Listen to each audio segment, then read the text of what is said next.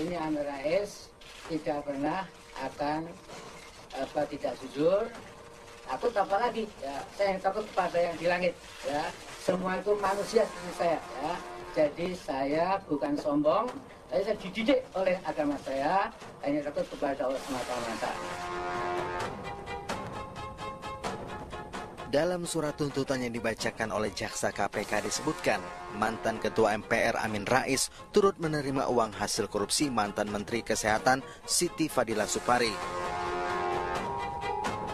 Rekening Amin Rais disebut menerima sebanyak 6 kali transfer uang, masing-masing sebesar 100 juta rupiah.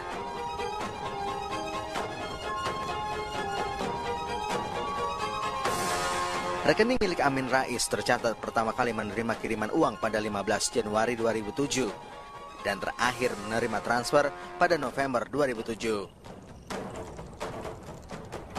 Namun Amin merespon langsung dengan mengadakan konferensi pers menyangkal semua tuduhan yang dialamatkan kepadanya. Kasus aliran dana Yayasan Sutisno Bachir sejumlah 600 juta rupiah antara 15 Januari 2007 sampai Agustus 2007 seperti dikatakan Jaksa Ali Fikri di Pengadilan Tipikor Jakarta Rabu kemarin yang dikirim ke rekening saya. Langsung saya follow up dengan menanyakan pada sekretaris saya tentang kebenarannya berdasarkan rekening bank yang saya miliki. Sebelum menutup konferensi persnya, Amin menambahkan akan menyambangi KPK Senin mendatang untuk mengklarifikasi semua spekulasi dalam kasus ini. Ya, sudah sangat jelas pemirsa bahwa dari pihak Jaksa Penuntut Umum dalam kasus alat kesehatan, korupsi alat kesehatan dengan terdakwa Siti Fadila Supari mantan Menteri Kesehatan Republik Indonesia disampaikan bahwa adanya dana yang mengalir kepada rekening mantan Ketua MPR Amin Rais sebesar 600 juta. Namun siang tadi sudah dibantah oleh pihak Amin Rais bahwa sudah diklarifikasi secara langsung dan juga sudah ditanyakan secara langsung dari mana sebenarnya asal dana tersebut. Kita akan coba bahas pada malam hari ini apakah memang benar ada aliran dana yang masuk ke dalam rekening seorang Amin Rais. Kita akan menelusuri aliran korupsi dari alat kesehatan ini. Sudah hadir dua orang narasumber di Talk 2 News pada malam hari ini. Kami perkenalkan terlebih dahulu dari ICW, Indonesian Corruption Watch, ada Mas Tama S. Langkun. Selamat malam. Selamat malam, Mbak. Terima kasih Mas sudah hadir Mas pada malam hari ini. Kemudian juga dari KPK Watch ada Mas Yusuf Saide. Selamat malam. Malam. Mas Yusuf, terima kasih sudah hadir pada malam hari ini. Sedikit mengejutkan ketika nama Amin Rais ini muncul dikaitkan dalam kasus korupsi alat kesehatan. Tentu saja tidak terbayang seorang Amin Rais turut menerima dana korupsi jika memang benar. Mas Tama, kalau Anda lihat apakah ICW sendiri juga melihat hal yang sama kaitannya dengan aliran dana yang mengalir ke sejumlah tokoh sebenarnya, tidak hanya seorang Amin Rais? Yang pertama perlu kita lihat, ini kan sebetulnya perkara yang terbilang lama. Terbilang satu sisi lama, betul. Memang kita juga harus berikan masukan dan kritik kepada KPK karena penetapan tersangka terhadap Siti Fadilah sudah lama, tapi kasusnya baru diproses 2017 ini. Nah, tentu kita juga harus lihat konstruksi apa sih yang dibangun dalam persidangan. Selama proses persidangan ada upaya-upaya pemantauan yang kita lakukan. Jadi memang kita lihat ada beberapa konstruksi yang coba dibangun oleh jaksa. Yang pertama dalam dakwaan itu dibangun soal korupsi yang berhubungan dengan pengadaannya. Jadi buffer stock untuk flu burung, jadi itu kemudian dianggap merugikan keuangan negara. Nah, kasus yang kedua adalah terkait dengan penerimaannya. Jadi dalam kasus tersebut itu bahasanya lebih tepat bribery-nya, jadi suapnya. Itu yang kemudian diterima 1,9 miliar. Nah, kemudian apa yang terjadi? Dalam persidangan kelihatan soal pembuktian, bagaimana uang mengalir, siapa yang bertanggung jawab, kemudian yang pengadaan barang dan jasa, polanya seperti apa? Oh, ternyata penunjukan langsung yang itu bertanggung jawab adalah Ibu Menteri. Betul. Yang kemudian di persidangan juga berkembang, yang pada akhirnya kemarin tanggal 31 April gitu dibacakan soal tuntutannya. Nah, dalam tuntutan itu dibacakan bahwa ada pihak-pihak yang juga menerima. Jadi dalam dakwaan yang kedua, yang kasus keduanya yang uang 1,9 miliar, jaksa yakin bahwa ada uang yang mengalir ke sejumlah pihak-pihak tertentu, diantaranya Pak Amin Rais. Nah, itu dia. Apakah memang dari ICW sendiri juga melihat adanya kemungkinan begitu seorang Amin Rais ini menerima dana aliran? Tidak hanya Amin Rais, bahwa ada beberapa nama tokoh PAN begitu yang juga terlibat atau mungkin juga mendapat aliran dana ini sendiri yang kalau mungkin tadi secara off air dengan Mas Yusuf mengatakan ini terlalu kecil angkanya sebenarnya untuk seorang Amin Rais Ya, gitu. tentu begini ya, yang perlu kita lihat kan ini semua fakta persidangan. Ya. Yang kemudian juga dalam kesaksian-kesaksian disebut adalah transfer. Nah, transfer rekening ke rekening, kalau kita bicara soal teori pembuktian secara hukum, itu biasa disebut dengan istilah bukti mati. Jadi bukti yang sebenarnya tidak bisa lagi dirubah, karena dia bicara soal transaksi. Nah, pertanyaannya, ini bagaimana membuktikannya? Ya, menurut saya mudah saja. Apakah nilainya 100 juta, 6 miliar, atau 6 triliun? Ketika misalnya ada uang yang mengalir dari hasil kejahatan, tentu saja itu bisa dicatat dengan TPPU atau tindak pidana pencucian uang. Dalam hal ini pasif. Nah, yang kemudian itu perlu dilihat. Nah, kan cuma 2 hal yang perlu dilakukan. Yang pertama, dilakukan penelusuran, karena bicara soal transfer, mudah menurut saya bagi KPK untuk mengecek betul tidak transfer yang disampaikan dalam persidangan. Yang kedua, kalau memang diperlukan, bisa dimintai keterangan. Gitu. Sehingga kita berharap bahwa korupsinya juga dibongkar, termasuk bagaimana upaya mengembalikannya, kemudian juga mengejar orang-orang lain yang diduga menikmati juga dilakukan. Tadi saya sempat menyebutkan ada 2 sebenarnya nama tokoh ini. Kalau dari ICW sendiri apakah juga melihat ada nama-nama lain sebenarnya yang terlibat atau teraliri oleh dana korupsi dari alat kesehatan ini sendiri? Ya, disebut beberapa nama ya, disebut beberapa nama. Ini saya tidak berani melakukan berspekulasi begitu. Jadi saya betul-betul melihat apa yang disampaikan jaksa di persidangan. Jadi betul-betul bicara soal tuntutan dan dakwaan. Nah, dalam tuntutan jaksa itu mengulang. Jadi beberapa kali menyebutkan misalnya Amin Rais 6 kali menerima uang. Ada tanggal-tanggalnya, ada besaran transfernya, itu diulang oleh jaksa yang lain. Nah, yang kedua, nama yang disebut dianggap menerima dari uang yang hasil korupsi tadi tidak hanya Pak Amin Rais, tapi juga ada Pak Sutisna Bahir. Kemudian juga ada foundationnya atau yayasannya. Nah, jadi ketiga pihak ini itu yang kemudian disebut dalam persidangan. Nah, jadi memang tentu saja kita belum bisa berani menuduh bahwa yang bersangkutan betul menerima. Karena apa? Karena ini masih tuntutan. Jadi apa yang disampaikan ini adalah fakta persidangan, gitu ya, yang disampaikan oleh jaksa penuntut umum. Tentu saja belum bisa menjadi bukti yang utuh karena belum menjadi putusan. Jadi memang kalaupun diputuskan masih ada ruang bagi para pihak untuk melakukan banding ataupun kasasi kalau diputuskan oleh pengadilan tinggi. Baik. Bang Yusuf, kalau Anda lihat tadi mungkin Anda juga punya pendapat sendiri begitu. Mungkin nggak sih seorang Bapak Amin Rais menerima aliran dana korupsi ini sendiri dari alat kesehatan? Kalau saya sih sangat jauh kalau untuk mencari modus ya, dengan nilai yang sangat kecil. Apalagi kan kata dari jaksa penuntut umum berulang-ulang, 6 kali transfer dengan nilai yang 100 juta. Betul. Nah, dengan sekelas dengan jabatan Pak Amin Rais itu sangat jauh kalau untuk menangkap modusnya. Jadi kami dari KPK melihat bahwa ini kan tidak profesionalnya KPK. Jadi kadang-kadang memang tidak profesionalnya KPK. Kenapa? Karena udah puluhan tahun, kadang-kadang sampai pelaku utamanya kadang udah bebas, kadang ini sekarang perkara baru diangkat. Jadi berlanjut, akhirnya menjadi sebuah sandra oleh siapapun. Nah, jadi kalau saya dengan menyebut berulang-ulang seperti tadi Mas Tama yang sangat betul memperhatikan kasus ini, berulang-ulang menyebut jaksa penuntut umum itu, apa motif di balik itu? Kenapa? Ini kita menganggap bahwa ini trial by the press. Trial by the press? Iya, dirusak secara peralihan media. Karena apa? Ini kasus yang udah segitu lama. Tiba-tiba muncul namanya Pak Amin Rais. Ada apa di balik ini gitu? Ini kasus 2005, tapi baru terungkap tiba-tiba untuk saat muncul ini. Sekarang. KPK lagi ngapain gitu? Lagi sedang apa gitu? Nah, gitu. Jadi jangan sampai stigma publik bahwa KPK ini memainkan perang orderan gitu loh. Ini kita tidak ingin seperti itu. Tapi apakah mungkin tiba-tiba saja muncul begitu beberapa nama tokoh begitu dalam mungkin sebuah saja, persidangan? kan ini kan kalau untuk transfer ya, namanya relasi politik, relasi kekuasaan, itu bisa ditransfer dimanapun. Seorang menteri memang ada yang larang mentransfer ke seorang tokoh politik. Atau seorang misalnya saya, tokoh politik. Apakah saya bisa menolak ketika ada yang mencoba memberi bantuan dengan nilai yang menurut saya tidak fantastis dan tidak perlu dicurigai? Pak Amin Rais mengatakan memang ini adalah bentuk bantuan, dana bantuan sebenarnya pada saat itu yang tidak dicurigai asalnya dari Menteri Kesehatan. Jadi kalau kita bilang orang ini bisa dikatakan bermasalah, semua bisa bermasalah. Besok saya transfer ke Mas Taman, saya punya jabatan nih, saya transfer 2 tahun ke depan, terima aliran transfer. Apakah bisa dikatakan bersalah dengan nilai yang tidak fantastis?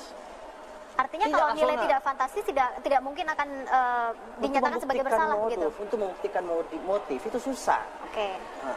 Oke, kita lanjutkan nanti kembali di Top 2 News, pemirsa, tetaplah bersama kami. Kita ke informasi lain, pemirsa. Kasus korupsi alat kesehatan kini bergulir ke sejumlah politisi Partai Amanat Nasional. Dalam persidangan, Jaksa KPK menyatakan ada aliran dana dari perusahaan pemenang proyek alat kesehatan ke Amin Rais dan Sutrisno Bahir. Selain mengenal Edi Gunawan, juga sudah lama kenal yang juga adik ipar dari Sutrisno Bahir, Ketua Partai Amanat Nasional periode tahun 2005 sampai dengan 2010. Selain nama mantan Ketua Umum PAN Sutrisno Bahir, tercatat nama Amin Rais 6 kali menerima transfer ke rekening pribadinya dari pemindah bukuan PT Indofarma. Menurut Jaksa, pemindah bukuan sebagian dana keuntungan PT Indofarma kepada Amin Rais dan Sutrisno Bahir atas perintah Nukis Syahrun, adik ipar Sutrisno Bahir. PT Indofarma merupakan perusahaan yang ditunjuk langsung Siti Fadila Supari sebagai perusahaan penyedia barang dan jasa untuk kegiatan pengadaan Alkes 2005. Penunjukan langsung PT Indofarma oleh Siti Fadila melalui pejabat pembuat komitmen Mulia Hashmi disebut jaksa menyalahgunakan wewenangnya sebagai Menteri Kesehatan. Siti juga disebut jaksa terbukti menerima suap 1,9 miliar rupiah dan merugikan negara hingga 6 miliar rupiah. 2. Menjatuhkan pidana terhadap terdakwa Dr. Siti Fadila Supari, SPJPK, berupa pidana penjara selama 6 tahun dikurangi selama terdakwa berada dalam tahanan dan pidana denda sebesar 500 juta rupiah subsidiar selama 6 bulan kurungan dengan perintah supaya terdakwa tetap ditahan. Siti Fadila tidak hanya membantah tuntutan jaksa, tapi juga membantah terlibat ataupun terkait dengan Partai Amanat Nasional. Padahal di dalam fakta pengadilan tidak terbukti sama sekali. Bu, mengenai membantu Nukis Syahrun kemudian ke Partai Amanat Nasional dan kemudian ya, saya bukan orang PAN sama sekali tidak. Masa membantu 100 juta? Kan nggak mungkin lah. Itu dicari-cari banget. Siti Fadila Supari dan kuasa hukumnya akan membuat nota pembelaan yang akan dibacakan pada sidang lanjutan pada hari Rabu 7 Juni mendatang.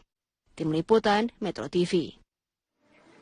Ketua Dewan Kehormatan Partai Amanat Nasional, Amin Rais, tidak membantah ataupun membenarkan pernyataan Jaksa KPK terkait dirinya menerima aliran dana proyek alat kesehatan sebesar 600 juta rupiah. Amin hanya mengatakan akan menyambangi KPK untuk bertemu seluruh pimpinannya. Dikonfirmasi oleh wartawan di kediamannya di Sleman, Yogyakarta, Amin hanya menjawab fakta di persidangan mantan Menteri Kesehatan Siti Fadila Supari dengan menyatakan menerimanya dengan senang hati.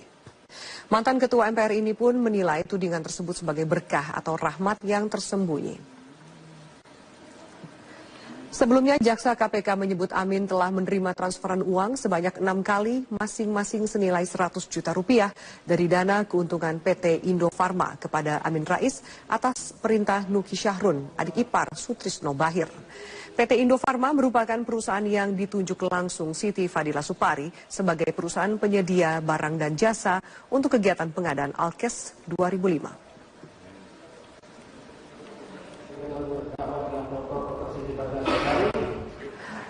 Tetaplah bersama kami di alat kesehatan kini bergulir ke sejumlah politisi Partai Amanat Nasional.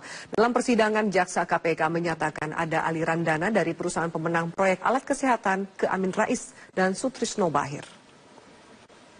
Selain mengenal Edi Gunawan, juga sudah lama kenal yang juga adik ipar dari Sutrisno Bahir, Ketua Partai Amanat Nasional periode tahun 2005 sampai dengan 2010. Selain nama mantan Ketua Umum PAN Sutrisno Bahir, tercatat nama Amin Rais 6 kali menerima transfer ke rekening pribadinya dari pemindah bukuan PT Indofarma.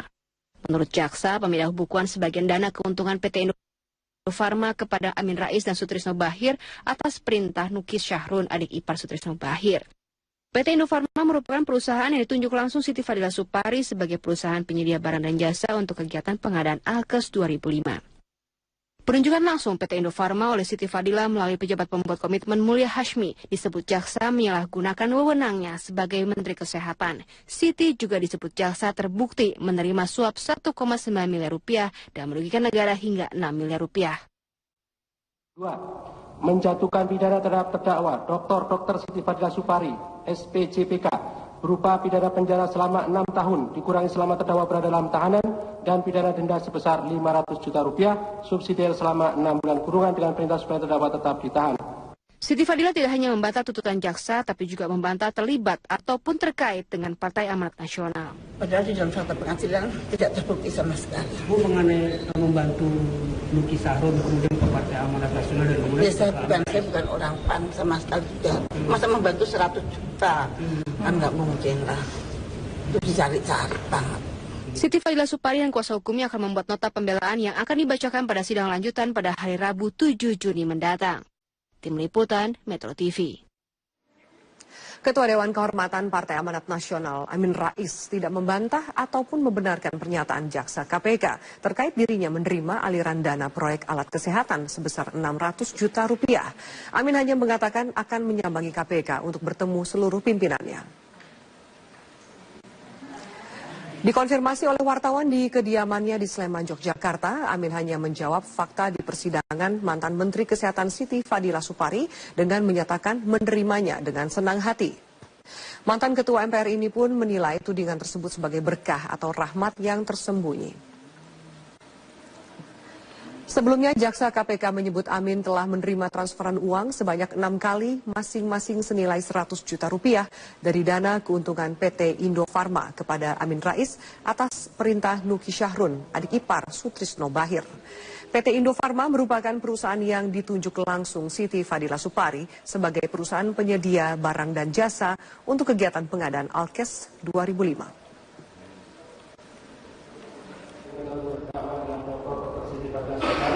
6 tahun penjara oleh Jaksa Penuntut Umum KPK atas kasus korupsi pengadaan alat kesehatan di Kementerian Kesehatan pada tahun 2005 dan 2007. Jaksa Penuntut Umum KPK menyebutkan jika Siti Fadila Supari secara sah dan meyakinkan melakukan tindak pidana korupsi secara bersama-sama.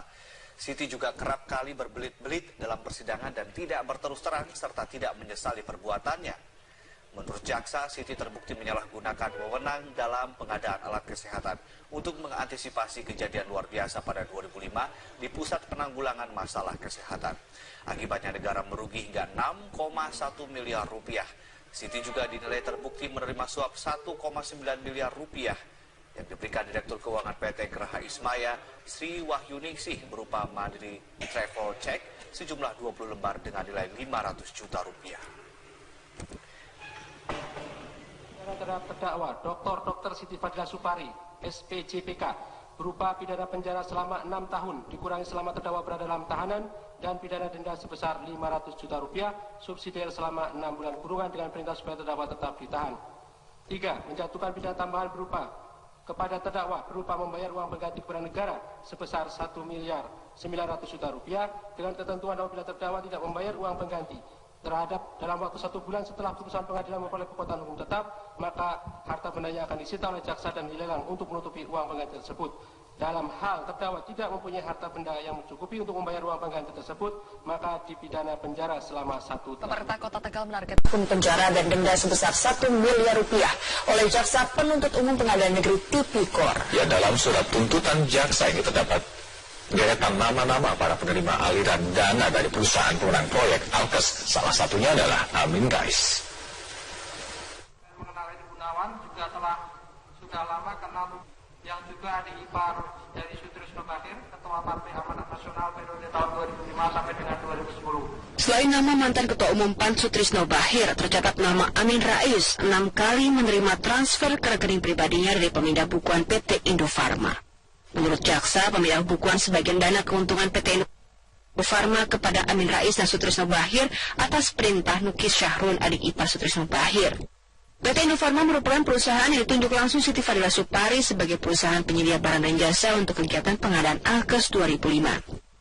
Penunjukan langsung PT Indofarma oleh Siti Fadila melalui pejabat pembuat komitmen Mulya Hashmi disebut jaksa menyalahgunakan wewenangnya sebagai Menteri Kesehatan. Siti juga disebut jaksa terbukti menerima suap 1,9 miliar rupiah dan merugikan negara hingga 6 miliar rupiah. 2. Menjatuhkan pidana terhadap terdakwa Dr. Siti Fadila Supari, SPJPK, berupa pidana penjara selama 6 tahun dikurangi selama terdakwa berada dalam tahanan dan pidana denda sebesar 500 juta rupiah, subsidiar selama 6 bulan kurungan dengan perintah supaya terdakwa tetap ditahan. Siti Fadila tidak hanya membantah tuntutan jaksa, tapi juga membantah terlibat ataupun terkait dengan Partai Amanat Nasional. Padahal di dalam fakta pengadilan tidak terbukti sama sekali. Bu mengenai membantu Luki Sarun, kemudian kepada Amanat Nasional dan saya bukan orang PAN sama sekali juga. Masa membantu 100 juta? Nggak mungkin lah. Itu dicari-cari banget. Siti Fadilah Supari dan kuasa hukumnya akan membuat nota pembelaan yang akan dibacakan pada sidang lanjutan pada hari Rabu 7 Juni mendatang. Tim Liputan Metro TV. DPR Fahri Hamzah yang menjenguk 2 tahanan KPK tanpa izin di rumah tahanan Polres Jakarta Timur. ICW menduga ada motivasi tertentu di balik kunjungan Fahri Hamzah kepada 2 tahanan lembaga anti rasuah tersebut. Akibat upaya menerobos aturan, melanggar aturan dalam bertemu dengan seorang tahanan, tentu ini patut dicurigai ada motivasi tertentu yang bersangkutan bertemu dengan seorang tahanan KPK. Apalagi dilakukan dengan cara melanggar ketentuan dan mekanisme yang sudah diatur di dalam peraturan perundang-undangan. Akibatnya tentu ini sebuah terobosan aturan, menerobos aturan yang menjadi presiden buruk bagi seorang pejabat publik. Kita ke informasi dari Wakil Ketua DPR Fahri Hamzah ke rumah tahanan Polres Jakarta Timur dikritik. Pasalnya Fahri juga membesuk 2 tahanan Komisi Pemberantasan Korupsi dalam kasus dugaan suap pemberian predikat wajar tanpa pengecualian dalam kunjungan ini. Partai Keadilan Sejahtera pun mempertanyakan tindakan Fahri yang disebut belum dapat izin dari lembaga anti rasuah. Adalah Partai Keadilan Sejahtera yang meminta Wakil Ketua DPR Fahri Hamzah memberikan penjelasan kepada publik terkait alasannya bertemu dengan 2 tahanan KPK di rumah tahanan Polres Jakarta Timur Senin 27 Mei 2017. Pasalnya PKS menolak tindakan Fahri yang membesuk tahanan KPK tanpa izin lembaga anti rasuah sebagai perwakilan partai. Ya, Pak Fahri fair saja menjelaskan pada publik mengapa dia katanya mengunjungi kantor kepolisian tapi kok malah mengunjungi orang yang terkena OTT. Sampaikan aja pada terbuka sejujurnya dan kemudian agar kemudian publik juga jadi tahu persis kalau pengawasan apa yang diawasi. Kan perlu juga disampaikan hasil pengawasan itu. Apa sih yang dilakukan pengawasan? Kalau pengawasan apa yang dilakukan pengawasan? Dan apakah beliau adalah orang yang tepat untuk melakukan pengawasan itu karena ini domainnya pimpinan koordinator bidang hukum dan bidang politik gitu ya. Itu domainnya Pak Fadlizon gitu ya. Sebelumnya Fahri Hamzah mengaku kedatangannya ke rutan Polres Jakarta Timur dilakukan untuk safari Ramadan, sekaligus meninjau suasana ruang tahanan termasuk pelayanan terhadap mereka. Saya tadi di atas melihat keadaan para tahanan secara umum baik. Ya. Tadi juga ada 2 tahanan tipikor. Tadi Pak Setriani sama Pak Rahmat sama yang satunya Pak Rohadi, ya. Pak Rohadi hadir, Pak Rohadi yang terkait kasus kemarin di BPK. Ya. Beliau juga sehat, ya. Sholat terus beliau sholat sunnah. Jadi tidak fokus pada itu beliau, ya. Fokus pada bagaimana Polres Jakarta Timur sama Kabupaten melayani, ya mereka dengar banyak inovasi, banyak dan sebagainya. Ini mereka mengakseskan langsung. Jadi memang situasinya dari seperti dikatakan bahwa juga profesional, modern, terpercaya dengan humanis pelayanan kita terhadap tahanan juga begitu dirasakan. Komisi Pemberantasan Korupsi mengaku belum memberikan izin kepada siapapun, termasuk Fahri Hamzah, untuk menjenguk auditor BPK, Rohmadi Sabtogiri, dan pejabat Kementerian Desa PDTT, Jarod Budi Prabowo. KPK pun menyayangkan sikap Fahri yang tidak meminta izin untuk mendatangi tahanan yang tengah menjalani proses hukum. Tim Liputan. Paripurna, sejumlah anggota fraksi bahkan walk out dari ruang sidang.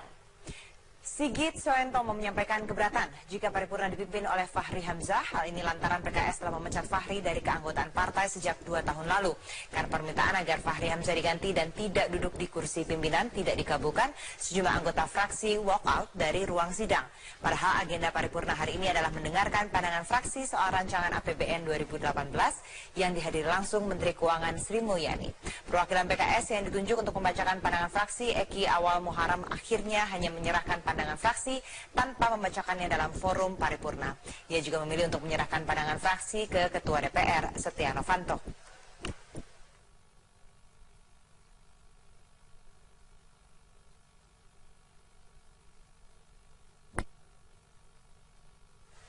Ketua DPR Fahri Hamzah menyayangkan aksi walkout yang dilakukan oleh fraksi PKS yang masih tidak mengakui dirinya sebagai bagian dari fraksi Partai Keadilan Sejahtera di DPR. Fahri berharap semua pihak bersikap dewasa dan mau berbesar hati menerima putusan pengadilan. Ya itu yang saya agak aneh ya teman-teman PKS. Itu kan saya kenal tuh baik-baik gitu ya. Kok tiba-tiba tegang gitu kayak nggak kenal saya gitu. Jadi itu yang saya bilang di PKS ini ada problem ya. Problemnya adalah mindset tentang negara itu yang belum clear. Saya dulu kampanye buat Pak Prabowo. Tidak setuju Pak Jokowi jadi presiden. Saya fight sampai di MK. Tapi begitu kami kalah dan dinyatakan Pak Jokowi presiden, ya kami hormat dia presiden. Selesai. Sama juga, ini kita berkelahi, saya sudah argumen di PN. Lalu PN mengatakan, lah saya ini harus diterima sebagai pimpinan DPR, anggota DPR, dan kader PKS. Harusnya diterima dulu. Nggak usah tegang kayak begitu, kayak nggak kenal gitu loh. Itu kan nggak enak jadinya. Kita ini kan orang dewasa, bulan puasa kan. Nggak enak gitu. Saya terus terang aja, kan ini intimidasi, ini menurut saya sudah... Berikut informasi berikutnya, rapat paripurna DPR hari ini diwarnai aksi walkout oleh fraksi Partai Keadilan Sejahtera.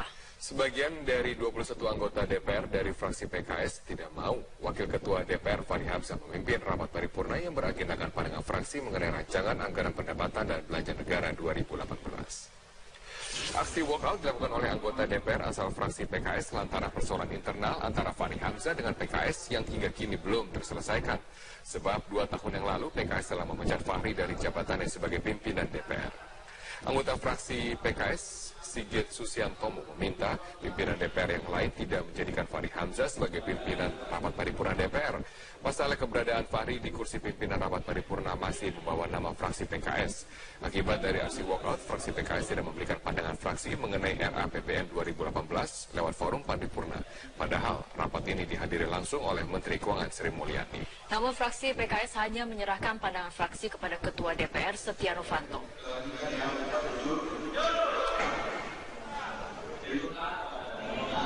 Bapak Menteri, yaitu atas nama Bapak Eko. Apa kabar Pak Eko? Baik Pak, apa kabar? Selamat malam. Selamat malam. Apa kabar Pak Eko di puasa pertama hari ini? Puasa lancar ya Pak Eko ya? Alhamdulillah lancar. Pak Eko, mungkin kita langsung saja membahas masalah yang akhir-akhir ini menjadi cukup perbincangan di masyarakat, yaitu mengenai tangkap tangan terhadap salah satu pejabat di instansi yang Bapak pimpin. Bapak mengetahui tidak mungkin adanya upaya suap yang dilakukan oleh Irjen ini kepada BPK? Saya juga terkejut karena pada saat itu saya lagi di kantor, kira-kira antara jam 6 jam 7 saya ditelepon oleh sekjen saya, dikasih tahu bahwa ada 4 ruangan di Kementerian Desa yang disegel KPK. Ketika waktu itu tidak berada di kantor ya Pak ya? Saya di kantor. Oh, di kantor. Saya di kantor. Terus begitu saya dikasih tahu, saya otomatis telepon Irjen saya kan. Ternyata saya telepon Irjen saya tidak bisa dihubungi.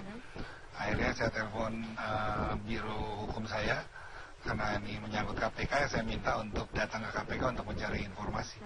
Saya tunggu sampai penjara dan denda sebesar 1 miliar rupiah oleh Jaksa Penuntut Umum Pengadilan Negeri Tipikor. Ya, dalam surat tuntutan jaksa ini terdapat deretan nama-nama para penerima aliran dana dari perusahaan pemenang proyek Alkes. Salah satunya adalah Amin Rais. Juga sudah lama kenal, yang juga adik ipar dari Sutrisno Bahir, Ketua Partai Amanat Nasional periode tahun 2005 sampai dengan 2010. Selain nama mantan Ketua Umum PAN Sutrisno Bahir, tercatat nama Amin Rais 6 kali menerima transfer ke rekening pribadinya dari pemindah bukuan PT Indofarma. Menurut jaksa, pemindah bukuan sebagian dana keuntungan PT Indofarma kepada Amin Rais dan Sutrisno Bahir atas perintah Nukis Syahrun, adik ipar Sutrisno Bahir. PT Indofarma merupakan perusahaan yang ditunjuk langsung Siti Fadila Supari sebagai perusahaan penyedia barang dan jasa untuk kegiatan pengadaan Alkes 2005. Penunjukan langsung PT Indofarma oleh Siti Fadila melalui pejabat pembuat komitmen Mulia Hashmi disebut jaksa menyalahgunakan wewenangnya sebagai Menteri Kesehatan. Siti juga disebut jaksa terbukti menerima suap 1,9 miliar rupiah dan merugikan negara hingga 6 miliar rupiah. 2. Menjatuhkan pidana terhadap terdakwa Dr. Siti Fadila Supari, SPJPK, berupa pidana penjara selama 6 tahun dikurangi selama terdakwa berada dalam tahanan dan pidana denda sebesar 500 juta rupiah, subsidiar selama 6 bulan kurungan dengan perintah supaya terdakwa tetap ditahan. Siti Fadila tidak hanya membantah tuntutan jaksa, tapi juga membantah terlibat ataupun terkait dengan Partai Amanat Nasional. Padahal di dalam satu pengadilan tidak terbukti sama sekali. Mengenai membantu Nukis Syahrun kemudian ke Partai Amanat Nasional. Ya saya bukan orang PAN sama sekali juga. Masa membantu 100 juta? Kan nggak mungkin lah. Itu dicari-cari Pak. Siti Fadilah Supari dan kuasa hukumnya akan membuat nota pembelaan yang akan dibacakan pada sidang lanjutan pada hari Rabu 7 Juni mendatang. Tim Liputan Metro TV. DPR Fahri Hamzah yang menjenguk 2 tahanan KPK tanpa izin di rumah tahanan Polres Jakarta Timur. ICW menduga ada motivasi tertentu di balik kunjungan Fahri Hamzah kepada 2 tahanan lembaga anti rasuah tersebut. Akibat upaya menerobos aturan, melanggar aturan dalam bertemu dengan seorang tahanan, tentu ini patut dicurigai ada motivasi tertentu yang bersangkutan bertemu dengan seorang tahanan KPK, apalagi dilakukan dengan cara melanggar ketentuan dan mekanisme yang sudah diatur di dalam peraturan perundang-undangan. Akibatnya tentu ini sebuah terobosan aturan, menerobos aturan yang menjadi presiden buruk bagi seorang pejabat publik. Kita ke informasi dari Wakil Ketua DPR Fahri Hamzah ke rumah tahanan Polres Jakarta Timur dikritik. Pasalnya Fahri juga membesuk 2 tahanan Komisi Pemberantasan Korupsi dalam kasus dugaan suap pemberian predikat wajar tanpa pengecualian dalam kunjungan ini. Partai Keadilan Sejahtera pun mempertanyakan tindakan Fahri yang disebut belum dapat izin dari lembaga anti rasuah. Adalah Partai Keadilan Sejahtera yang meminta Wakil Ketua DPR Fahri Hamzah memberikan penjelasan kepada publik terkait alasannya bertemu dengan 2 tahanan KPK di rumah tahanan Polres Jakarta Timur Senin 27 Mei 2017. Pasalnya PKS menolak tindakan Fahri yang membesuk tahanan KPK tanpa izin lembaga anti rasuah sebagai perwakilan partai. Pak Fahri fair saja menjelaskan pada publik mengapa dia katanya mengunjungi kantor kepolisian tapi kok malah mengunjungi orang yang terkena OTT. Sampaikan aja pada terbuka secara sejujurnya dan kemudian agar kemudian publik juga jadi tahu persis kalau itu pengawasan apa yang diawasi. Kan perlu juga disampaikan hasil pengawasan itu. Apa sih yang dilakukan pengawasan? Kalau memang pengawasan apa yang dilakukan pengawasan? Dan apakah beliau adalah orang yang tepat untuk melakukan pengawasan itu karena ini domainnya pimpinan koordinator bidang hukum dan bidang politik gitu ya. Itu domainnya Pak Fadlizon gitu ya. Sebelumnya Fahri Hamzah mengaku kedatangannya ke rutan Polres Jakarta Timur dilakukan untuk safari Ramadan, sekaligus meninjau suasana ruang tahanan termasuk pelayanan terhadap mereka. Saya tadi di atas melihat keadaan para tahanan secara umum baik. Ya. Tadi juga ada 2 tahanan tipikor. Tadi Pak Satriani sama Pak Rahmat sama yang satunya Pak Rohadi, ya. Pak Rohadi hadir, Pak Rohadi yang terkait kasus kemarin BPK. Ya. Beliau juga sehat, ya. Sholat terus beliau sholat sunnah. Jadi tidak fokus pada itu beliau, ya. Fokus pada bagaimana Polres Jakarta Timur sama Ramadan ini melayani. Ya, mereka dengar banyak inovasi, banyak dan sebagainya. Ini mereka mengambil langsung. Jadi memang situasinya dari seperti dikatakan bahwa juga profesional, modern, terpercaya dengan humanis pelayanan kita terhadap tahanan juga begitu dirasakan. Komisi Pemberantasan Korupsi mengaku belum memberikan izin kepada siapapun, termasuk Fahri Hamzah untuk menjenguk auditor BPK, Rohmadi Sabtogiri dan pejabat Kementerian Desa PDTT, Jarod Budi Prabowo. KPK pun menyayangkan sikap Fahri yang tidak meminta izin untuk mendatangi tahanan yang tengah menjalani proses hukum. Tim Liputan. Bapak Menteri, yaitu atas nama Bapak Eko, apa kabar Pak Eko? Baik Pak, apa kabar? Selamat malam. Selamat malam. Apa kabar Pak Eko di puasa pertama hari ini? Puasa lancar ya Pak Eko ya? Alhamdulillah lancar. Pak Eko, mungkin kita langsung saja membahas masalah yang akhir-akhir ini menjadi cukup perbincangan di masyarakat, yaitu mengenai tangkap tangan terhadap salah satu pejabat di instansi yang Bapak pimpin. Bapak mengetahui tidak mungkin adanya upaya suap yang dilakukan oleh Irjen ini kepada BPK? Saya juga terkejut karena pada saat itu saya lagi di kantor, kira-kira antara jam 6 jam 7 saya ditelepon oleh sekjen saya, dikasih tahu bahwa ada 4 ruangan di Kementerian Desa yang disegel KPK. Ketika waktu itu tidak berada di kantor ya Pak ya? Saya di kantor. Oh, di kantor. Saya di kantor, terus begitu saya dikasih tahu, saya otomatis telepon Irjen saya kan.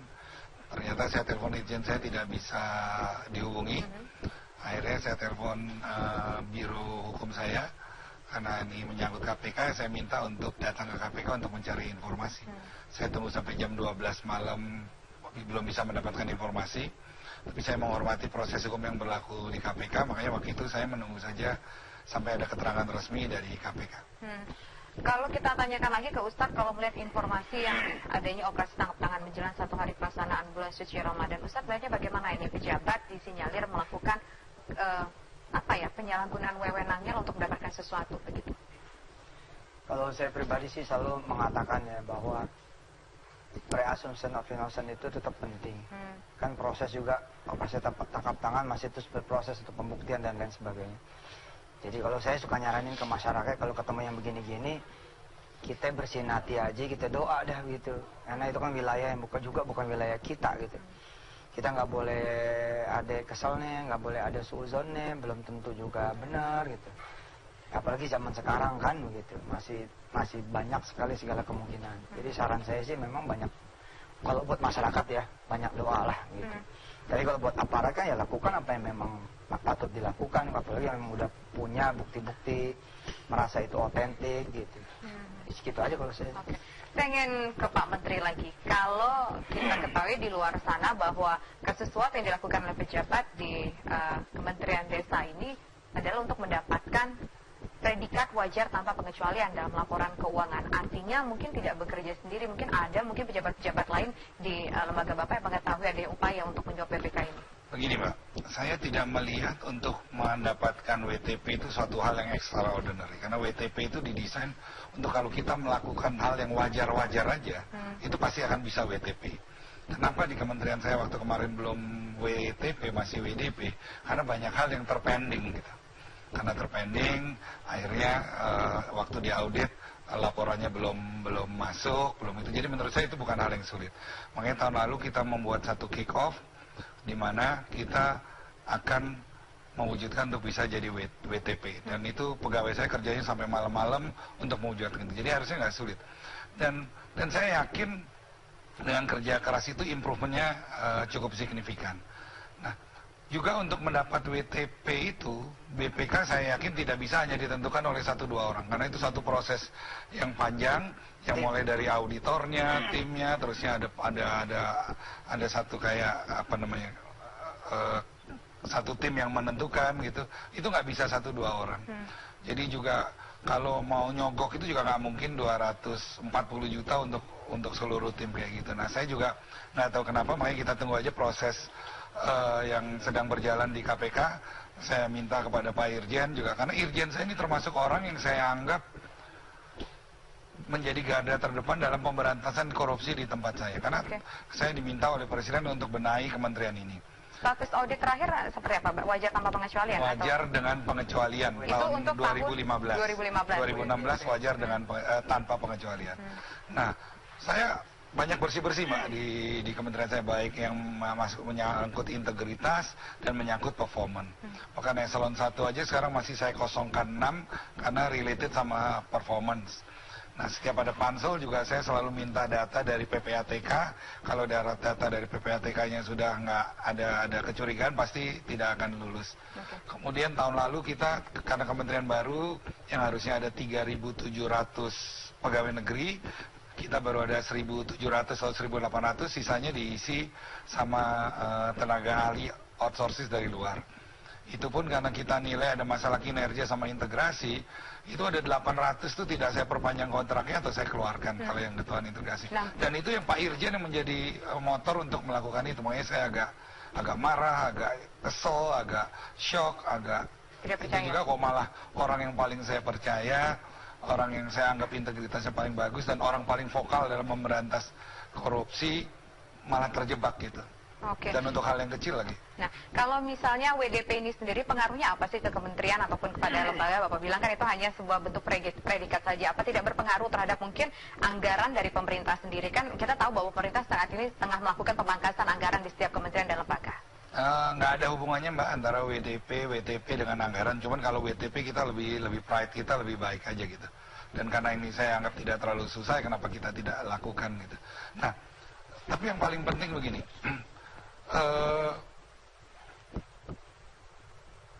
Kejadian ini mudah-mudahan ada hikmahnya. Jadi dengan kejadian ini saya akan lebih kencang lagi untuk memberantas korupsi, karena di hubungan kita dengan KPK, BPK dan BPKP juga cukup baik.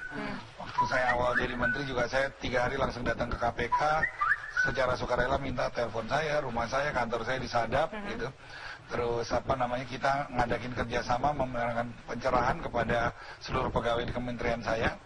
Bahkan Pak Gito ini juga termasuk orang yang saya hargai dalam arti karena dia yang membentuk Satgas Berpungli, agen perubahan reformasi birokrasi, dan mengadakan beberapa kali pertemuan dengan KPK, BPK, dan BPKP untuk pencerahan di kementerian saya. Gitu. Artinya mungkin ada kecenderungan bahwa Irjen di kementerian Anda ini dijebak begitu? Saya nggak bisa mengatakan begitu. Faktanya udah ketangkep ya, kita percaya dengan kredibilitas KPK karena KPK adalah satu lembaga yang reputasinya kita semua tidak sangsikan. Oke, Ustadz, kalau melihat ini, kalau dari apa yang disampaikan oleh Pak Menteri bahwa orang yang tertangkap tangan ini adalah orang yang betul-betul memerangi korupsi, kemudian juga orang yang terkesan bersih dan punya etos kerja yang tinggi. Ustadz, bagaimana melihat hal ini, Ustadz? Saya itu kalau urusan begini tuh suka nempatin dia sebagai orang yang nggak tahu gitu. Karena kalau saya ngomong juga sesuatu yang saya nggak paham juga, kita takut juga gitu. Jadi saya sih lebih baik ngelihat kayak begini tuh, ya gue doa aja dah gitu, biar kalau emang ini ditangkap, nangkapnya orang yang benar gitu aja.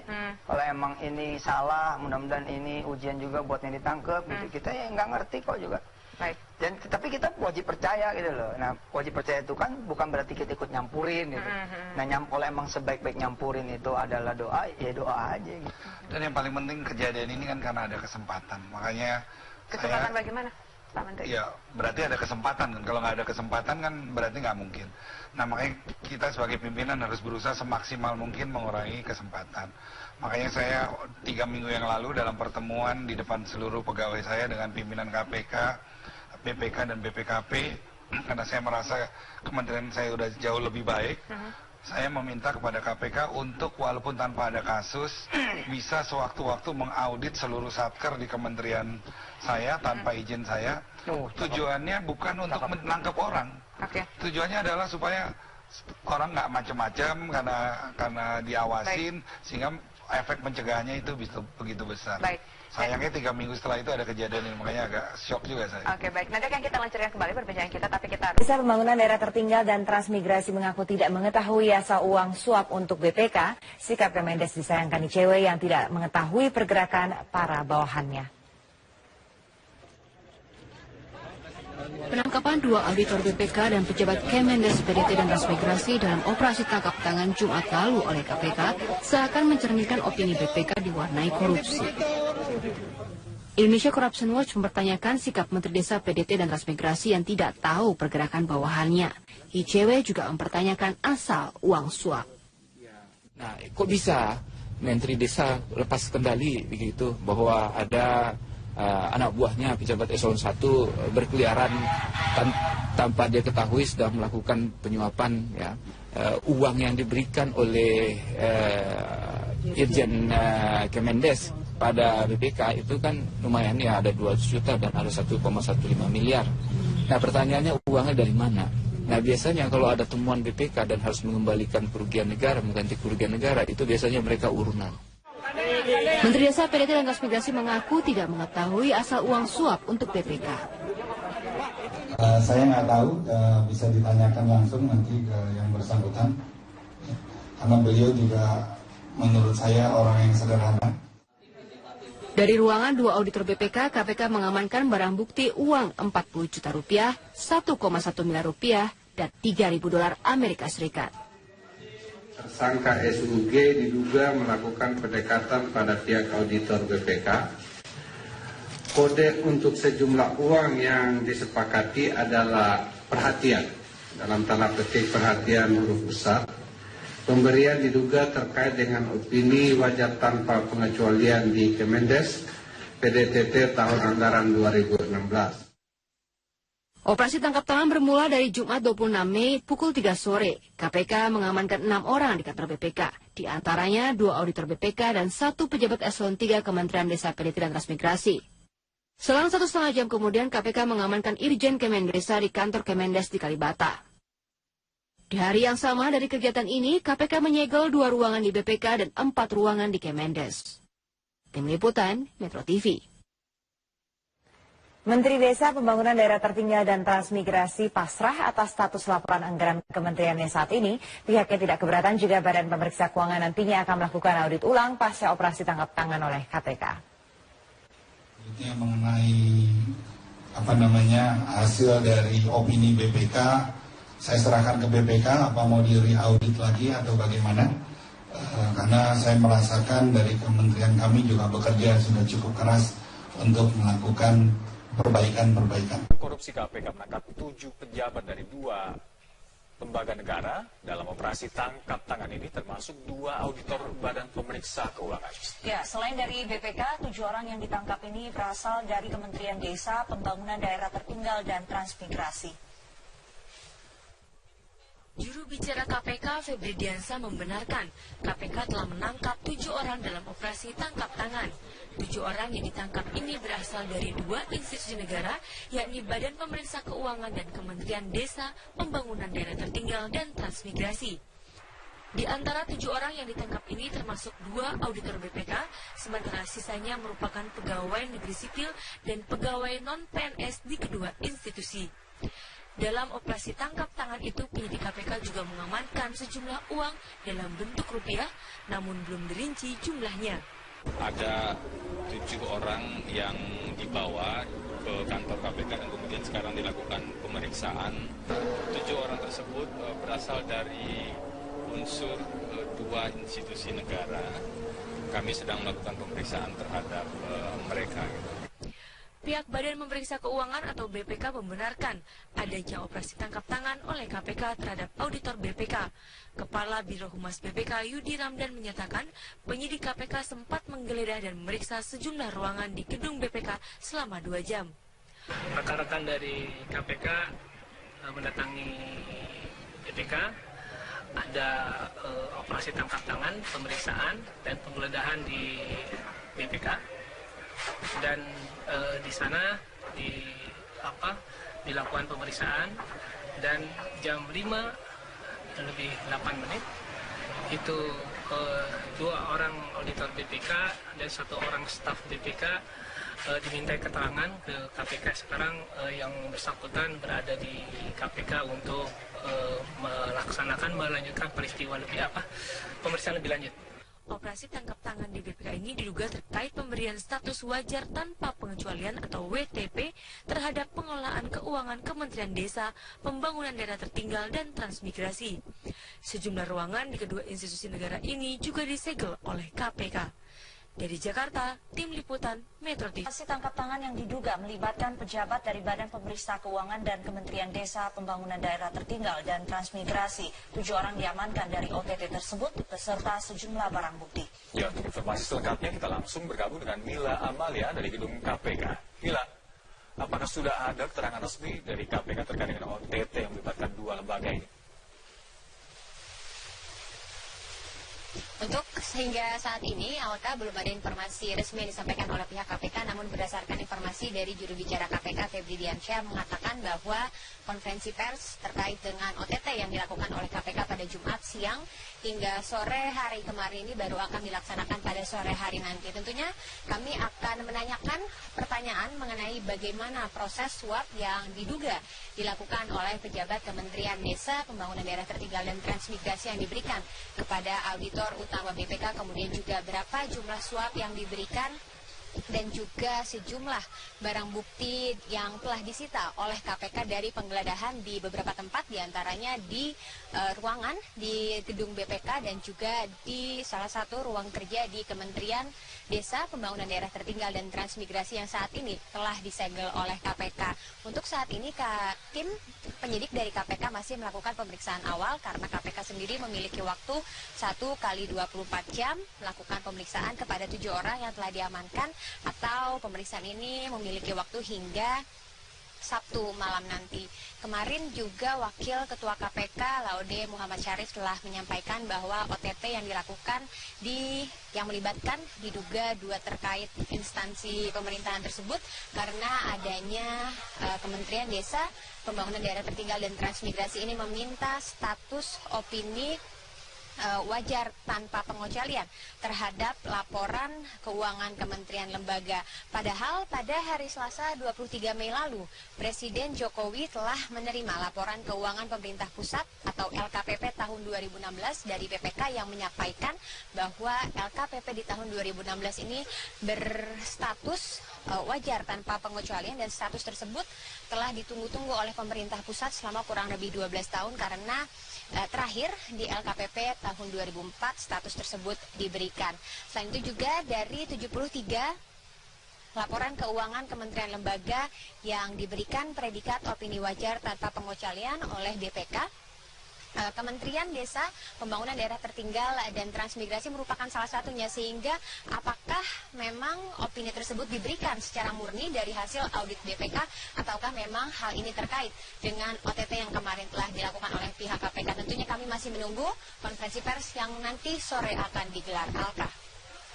Baik, Mila Amalia masih terus. Nugroho, mantan auditor BPKP, dan Bapak M. Yasin, mantan wakil ketua KPK sekaligus mantan Irjen dari Kementerian Agama. Bapak-bapak, terima kasih sudah bergabung bersama kami. Saya langsung ke Pak Leo. Pak Leo, sebenarnya seberapa penting sih kalau kita bicara audit sebuah kementerian dan lembaga negara? Seberapa penting itu harus dilakukan? Kalau kita bicara audit itu sebenarnya kan memastikan bahwa semua yang dikerjakan dilaporkan